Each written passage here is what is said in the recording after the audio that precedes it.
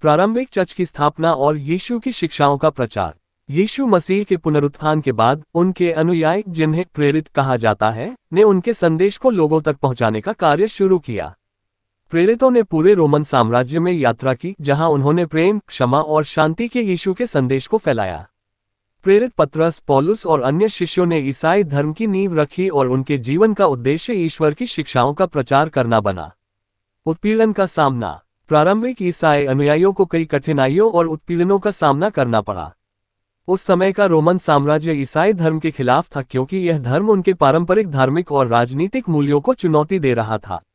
कई अनुयायी गिरफ्तार किए गए, उन्हें प्रताड़ित किया गया और कुछ को मार भी दिया गया। लेकिन यीशु के अनुयायियों का विश्वास अडिग रहा और उन्होंने हर परिस्थिति में उनके दिए हुए संदेश का प्रचार जारी रखा।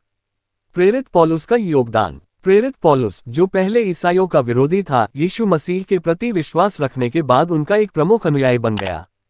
उसने अनेक देशों में जाकर यीशु के प्रेम, क्षमा और उद्धार के संदेश का प्रचार किया।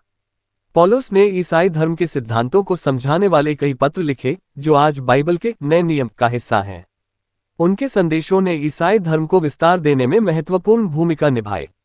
ईसाई धर्म का प्रसार और स्वीकार्यता।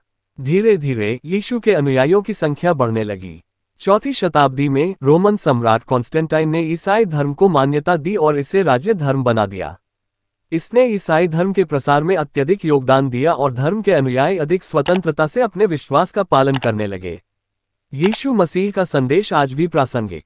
यीशु मसीह का जीवन और उनके संदेश न केवल उनके अनुयायियों के लिए बल्कि पूरी मानवता के लिए प्रेरणा बने रहे। उन्होंने प्रेम, सेवा, क्षमा और सत्य के मार्ग पर चलने की शिक्षा दी। उनके बलिदान और पुनरुत्थान की कहानी लोगों को ये याद दिलाती है कि सच्चे प्रेम और करुणा के माध्यम से हर बाधा को पार किया जा सकता है। मसीह की शिक्षाओं का आधुनिक समाज पर प्रभाव।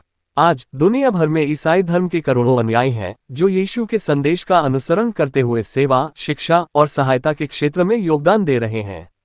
अस्पताल, अनाथालय, स्कूल और कई परोपकारी संस्थाओं का निर्माण यीशु की शिक्षाओं से प्रेरित होकर किया गया है।